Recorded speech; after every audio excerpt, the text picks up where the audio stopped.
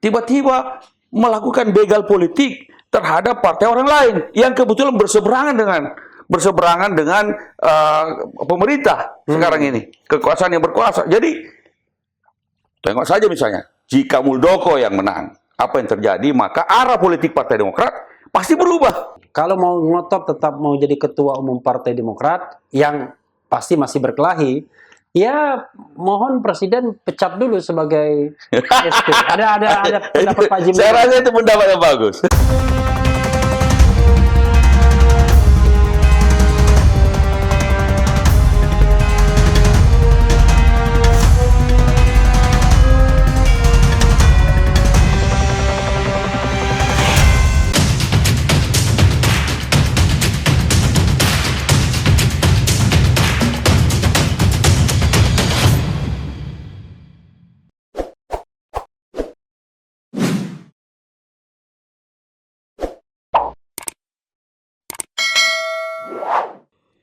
Pelaksanaannya Kumham kan tinggal babysitting, tolong dong digugat kami. ya, kalau sudah bermain politik, ya bagi saya itu sudah masuk ke ranah politik. Oke. Kalau kita bicara ranah politik kalau begitu. Seyakin apa ya AHY dan tentu Bang Andi dan teman-teman untuk mempertahankan kepengurusan Partai Demokrat di bawah pimpinan AHY dan Ketua Majelis Tingginya SBY. Kalau secara politik mau dilakukan, artinya mereka ini lepas lagi dari soal hukum, ya karena Menteri Hukum dan HAM juga adalah pejabat politik di bawah Presiden. Ya. Presiden itu KSP-nya Ya. Muldoko. Menteri Hukum dan HAM Menteri itu juga kader partai politik. Nah, kader partai politik. Yang dulu juga mensukseskan kepengurusan P3 dan Golkar. Maka upaya kita adalah memperlihatkan kepada publik. Oke. Ini loh kenyataannya. Ini loh kalau secara hukum, menurut ADRT, bagi kita ini sudah, kalau itu mau dilakukan, misalnya tiba-tiba Kumham mengesahkan hasil KLB abal-abal itu, nah, itu blatant abuse of power. Kalau itu dilakukan. Kan abuse of power itu dalam era pemerintahan yang agak sedikit mulai otoriter biasa aja kan? Cuma kan kita Saya nggak nyebut pemerintahannya loh, maksudnya dalam era pemerintahan kita ini sekarang sudah masuk dalam era reformasi. Dalam era reformasi, ekspektasi kita adalah pemerintahan manapun itu melakukannya secara demokratis tentunya. Dalam konteks demokratis ini ada yang namanya kedaulatan partai politik.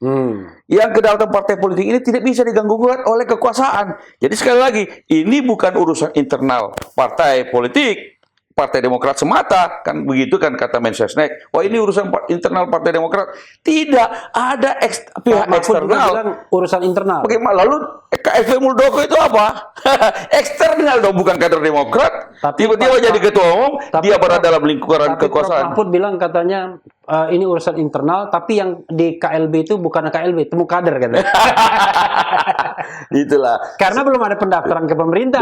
Begitu ada pendaftaran pemerintah lain persoalan. Jadi kalau itu dilakukan, kita perlihatkan kepada publik yang begini nikah, yang apa namanya ekspektasi kita atau harapan kita tentang demokrasi, lalu tiba-tiba bisa saja begitu saja ada elemen kekuasaan yang dalam lingkaran paling dalam dari lingkaran kepresidenan tiba-tiba melakukan begal politik terhadap partai orang lain yang kebetulan berseberangan dengan pemerintah sekarang ini, kekuasaan yang berkuasa. Jadi tengok saja misalnya, jika Muldoko yang menang, apa yang terjadi, maka arah politik Partai Demokrat pasti berubah. Tidak lagi berseberangan dengan pemerintah. Dia akan pro kepada pemerintah. Ya itu yang diharapkan Presiden Jokowi. Jangan begitu. Ya kan? Ini kita sudah mengerti skenario itu. Karena Nasdem sudah mulai nyimpang-nyimpang nih katanya. Sedikit, ya kan? Udah mau pakai konvensi-konvensi segala kan. Nah, skenario itu tentu kita mengerti, tetapi dan kita akan antisipasi dan kita akan melakukan perlawanan. Yang begini tidak bisa dibiarkan. Tapi kan perlawanan itu kan hanya perlawanan on the table di meja hukum kan? Tentu saja. Kan kalau mereka disahkan, maka pasti kita yang melakukan gugatan di PT UN. Itu jelas itu. Kalau kami mereka pun siap untuk melakukan mereka itu. Yang menggugat. Worst come to worst, kita akan melakukan gugatan itu.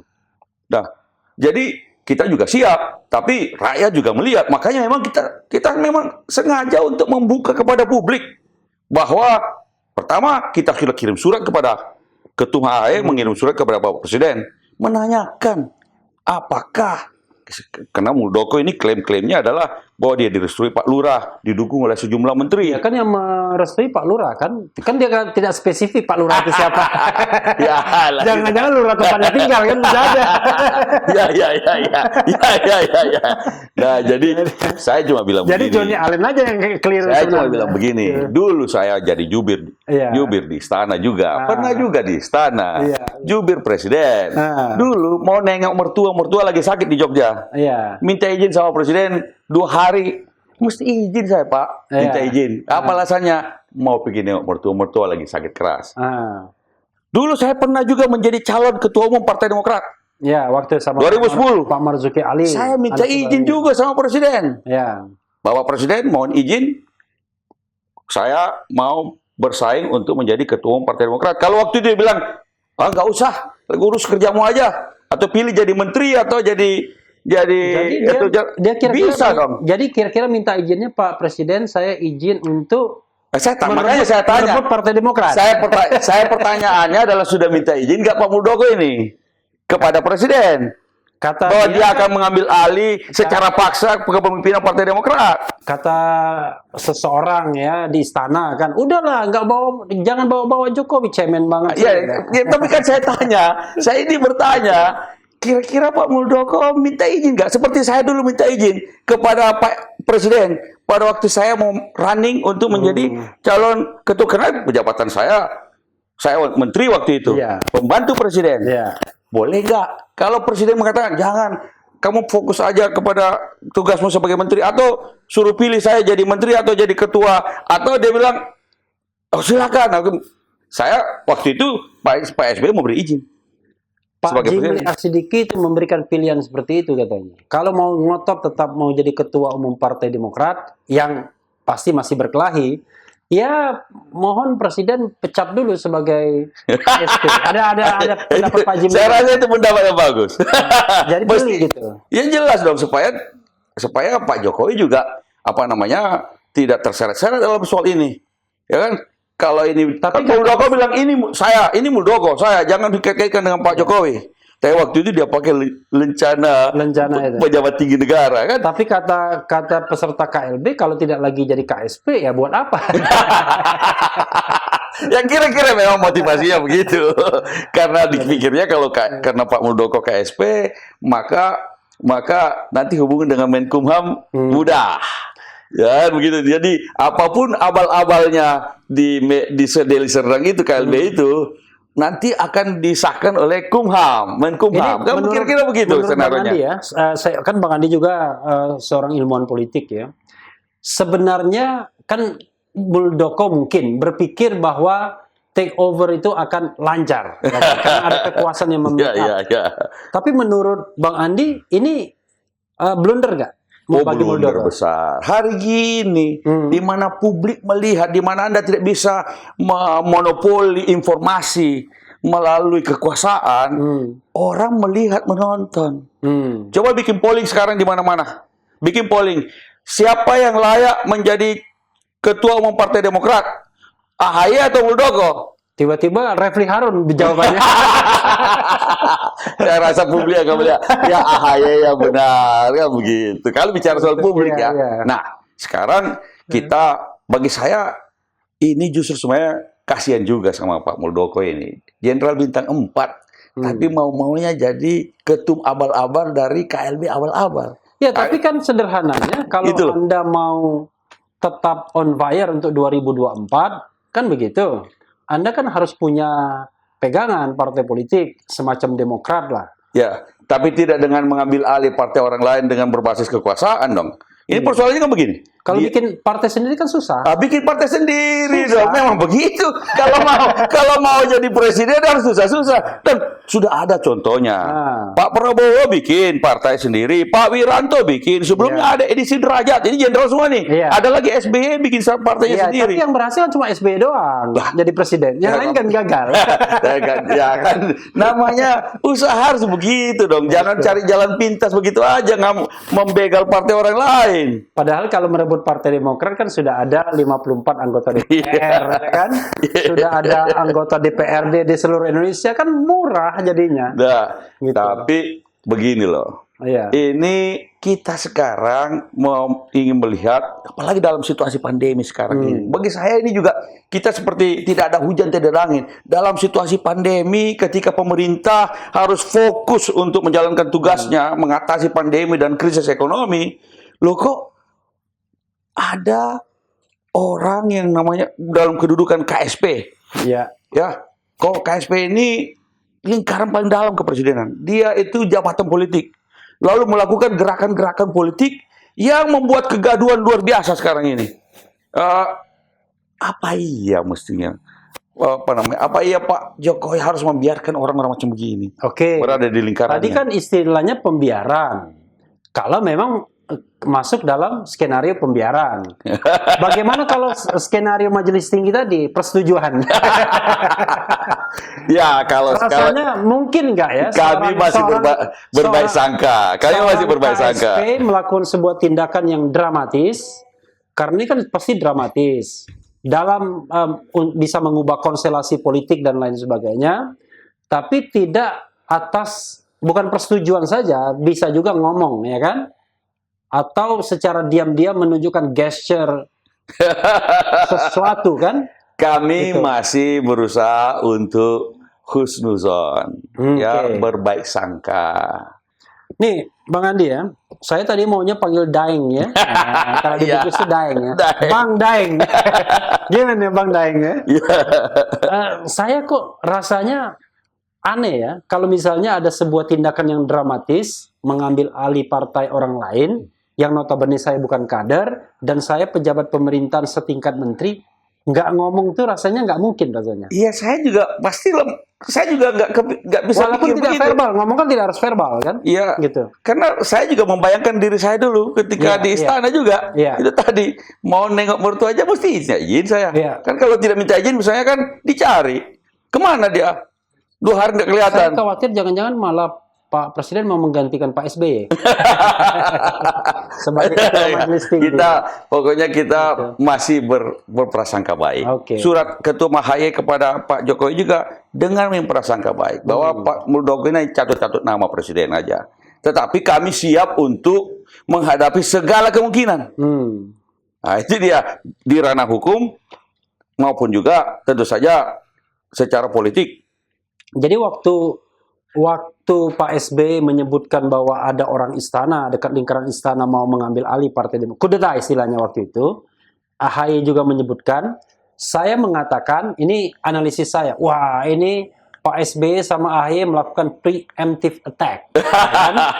Jadi sebelum diserang, nyerang duluan. Ya, lalu kemudian tapi kemudian kita disuruh, ini jangan-jangan, cuma bikin settingan ini Demokrat ini. Apa benar Muldoko begitu? Atau dibilang lagi playing victim. Lalu kemudian Pak Muldoko itu muncul dengan kompres denying. Membantah semua. Enggak, cuma ngopi-ngopi aja kok. Ketemu foto-foto, apalah segala macam. Ternyata kan benar semuanya. Karena informasi yang kami dapat memang akurat. Dan sekarang pun terbukti. Yang memberikan informasi siapa? Kader-kader kami sendiri kan. Kader yang bertemu, yang bertemu dengan Pak Muldoko. Oh, yang bertemu berapa orang? Waktu itu yang pertama ada 9 orang. 9 orang. Lalu kemudian ada pertemuan kedua lagi. Berapa orang? 1 orang aja. Salah satu petinggi Partai Demokrat yang kemudian diajak untuk mendukung KLB. Johnny Allen. Johnny Allen sudah di sana. Johnny Allen mengajak salah satu lagi petinggi Partai Demokrat. Siapa namanya? Nggak perlu disebutkan. Pokoknya ada ya. Posisinya wakil ketua umum. Oke. Jumlah petinggi itu berapa? 1. Enggak, maksudnya jumlah majelis tinggi. Enggak, majelis tinggi. Kalau majelis tinggi lain lagi, ini wakil ketua umum. Oh, wakil ketua umum. Wakil ketua umum. Berapa orang wakil ketua umum? Ada beberapa. Wakil ketua umum salah satu dari wakil ketua umum. DPP ya? DPP Partai Demokrat. Diundang untuk bertemu Pak Muldoko. Lalu apa insentifnya wakil ketua umum? Kan dia kan sudah wakil ketua umum. Enggak. Ya ingin diajak untuk mendukung KLB. Dipertemukan dengan Pak Muldoko. Ya, lalu kemudian bicara tentang KLB. Bahkan wakil ketua umum itu sempat bilang kepada Pak Muldoko, Pak Muldoko, kalau bicara soal KLB itu akan merusak partai. Kalau Bapak mau menjadi calon presiden 2024, kenapa tidak datang langsung aja kepada Pak SBY? Utarakan niatnya dengan baik. AHY mau jadi calon presiden juga. Yang jelas artinya diperingatkan pada waktu itu. Masih lebih tinggi AHY. Jadi itulah sebabnya ketika kami dapat informasi dari kader-kader yang ketemu dan pertemuan yang kedua juga kita yakin betul ini Pak Muldoko. 9 itu dari 9 yang diajak bertemu, 9 orang ya? 9 orang.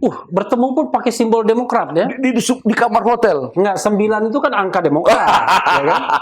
9 September. Ya, itulah hari kelahiran Pak 9 SBY. September 1949. Ya, itulah kemudian dijadikan hari lahir dari Partai Demokrat. Yang kata Johnny Allen nggak ikut tuh. Nggak ikut. Oh, katanya bukan pendiri. Itu nama Partai Demokrat dari Pak SBY. Lalu lambangnya itu ini.